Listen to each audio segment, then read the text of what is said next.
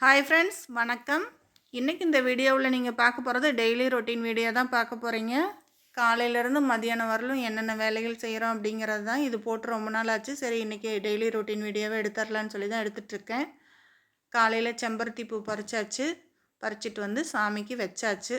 வச்சுட்டு சாமியை கும்பிட்டுட்டு தான் அடுத்த வேலை பார்க்கணும். கும்பிட்டாச்சு. இனி போயிட்டு வேலை நிறைய இருக்குங்க. பாத்திரமெல்லாம் எல்லாம் கிடந்துச்சு. அதெல்லாம் கழுகி விளக்கி வச்சுட்டு சுடு தண்ணி காய வச்சுட்டு, இப்போ மழை வேற பேஞ்சிட்டே இருக்குது. எப்போ பார்த்தாலும் மழை இருந்துகிட்டே இருக்குது. அதனால் சுடு தண்ணி காய வச்சு தான் குடிக்கிறோம். அதனால் சுடு தண்ணி அடுப்பில் வச்சு விட்டுருக்கேன். அது ஒரு பக்கம் இருக்குது.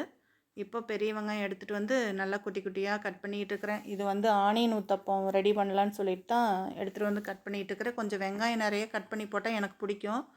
அதனால் கட் பண்ணியாச்சு. இப்போ வந்து ஒரு பாத்திரத்தை அடுப்பில் வச்சுட்டு கொஞ்சம் எண்ணெய் ஊற்றி கடுகு, கடலைப்பருப்பு எல்லாம் போட்டு இந்த பெரிய வெங்காயம், கருவேப்பிலை, மல்லித்தழை எண்ணெய் இருந்தாலும் போட்டுக்கலாங்க. போட்டுட்டு நல்லா கண்ணாடி பதம் வரலும் நல்லா வதக்கிட்டு அப்படியே அதை மாவில் கொட்டி கலக்கிற வேண்டியதானுங்க. சூப்பராக இருக்கும் இந்த மாதிரி செய்யும்போது.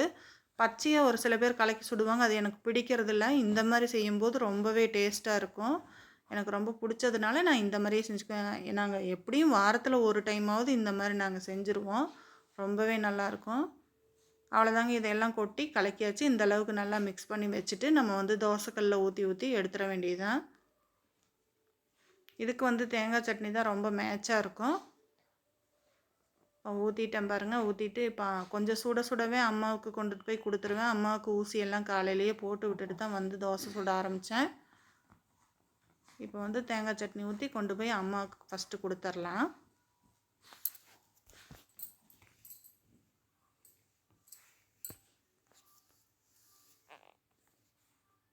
அம்மா சாப்பிடுங்க. பாருங்கள், பெல்லா பார்த்துட்டே இருக்குது பாருங்கள்.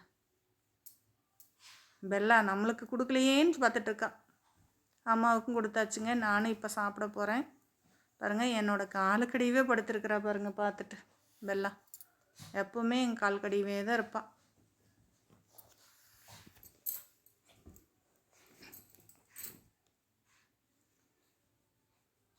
நானும் ரிலாக்ஸாக உட்காந்து சாப்பிட்டு முடிச்சுட்டு அதுக்கப்புறம் பெல்லாவுக்கு இன்னும் சாப்பாடு வைக்கலைங்க. அவளுக்கு முட்டை வெந்துட்டுருக்குது. அவளுக்கு முட்டையெல்லாம் கட் பண்ணிவிட்டு அதுக்கப்புறம் வந்து பெடிகிரி மிக்ஸ் பண்ணி கொண்டு வந்து வைக்கணும். கிரேவி மிக்ஸ் பண்ணி இப்போ கொண்டு வந்து வச்சுட்டேன் பாருங்கள். அவளும் சாப்பிட்றா.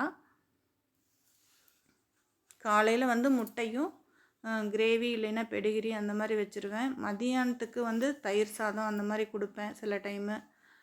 சில டைம் வந்து கிரேவியை வந்து சாப்பாட்டில் மிக்ஸ் பண்ணி வைப்பேன். அந்த மாதிரி பண்ணிடுவேன்.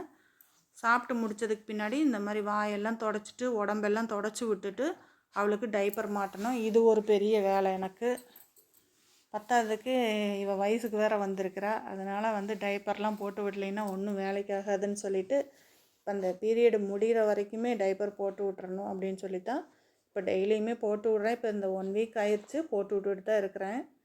இதே மாதிரி டெய்லி நம்ம தொடச்சி க்ளீனாக வச்சுக்கும் போது அவங்களுக்கும் நல்லாயிருக்கும், நமக்கும் வந்து சுத்தமாக இருக்கிற மாதிரி இருக்கும். ஏன்னா சோஃபாவில், கட்டலில் எல்லா இடத்துலையும் உட்காந்துருப்பாங்க.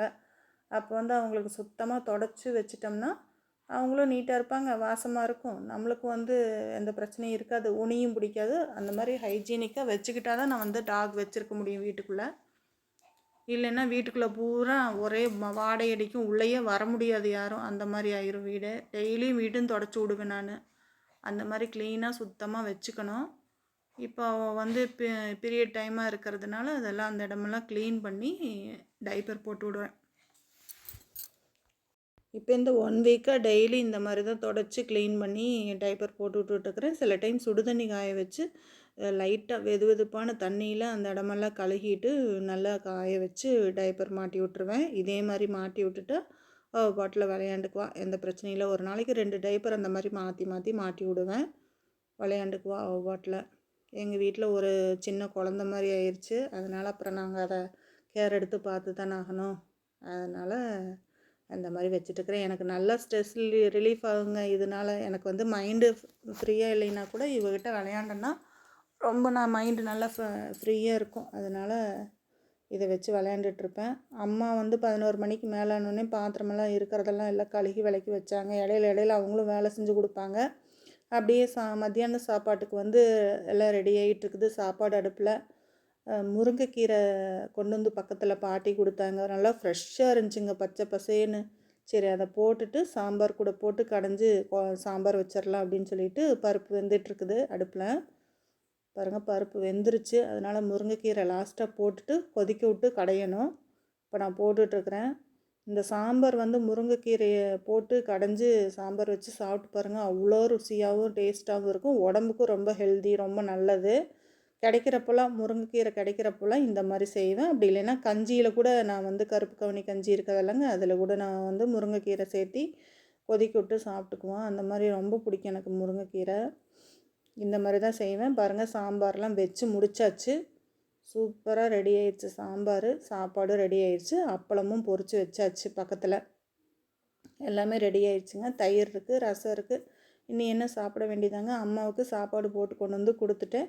எனக்கும் சாப்பாடு போட்டு ரெடியாக கொண்டு வந்து வச்சுட்டேன். அவ்வளோதாங்க, இந்த விளாக் இதோட முடியுது. இது ரொம்ப உங்களுக்கு பிடிச்சிருக்குன்னு நினைக்கிறேன். பிடிச்சிருந்தா லைக் பண்ணி ஷேர் பண்ணி சப்போர்ட் பண்ணுங்கள் ஃப்ரெண்ட்ஸ். சப்ஸ்கிரைப் பண்ணுங்கள். மீண்டும் இன்னொரு வீடியோவில் சந்திக்கலாம். நன்றி, வணக்கம்.